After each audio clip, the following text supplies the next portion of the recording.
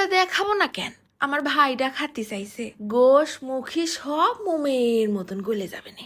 ঘরে সবকিছু ছিল বলে ঝটপট করে রাঁধতে ফেললাম। দামড়া দামড়া কচুর মুখী গুলো আস্তে আস্তেই রাখিছি।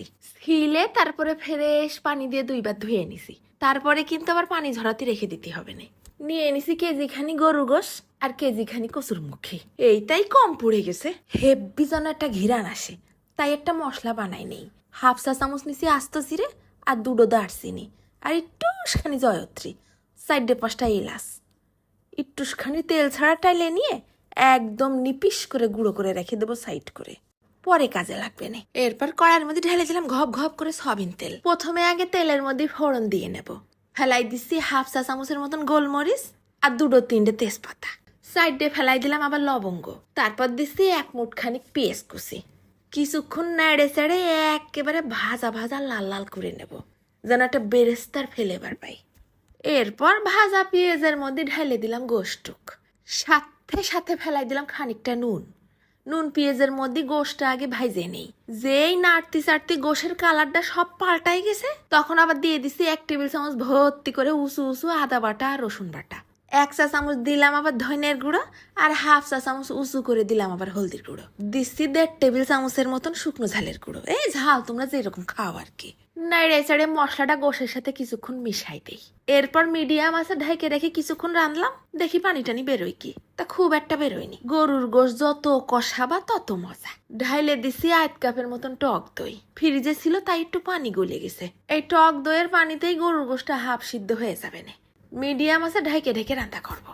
এই টক দইয়ের ঝোলের পানিটা একদম শুকায় তেল উঠা উঠা ভাব করে নেব। গোশ কিন্তু হাফ সিদ্ধ হয়ে গেছে, তখনই ঢেলে দিলাম কচুর মুখী। নাড়ে চাড়ে গোশের সাথে আরো একটু কষাই নেব, ভাজা ভাজা করে নেব।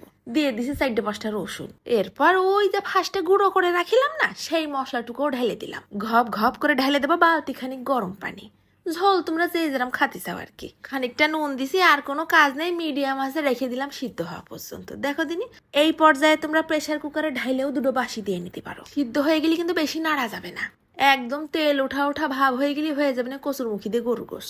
একটা কচুর মুখী গলে ঘেটা ঘেটা হয়নি, ঝোলটাও কি সুন্দর পাতলা রয়েছে।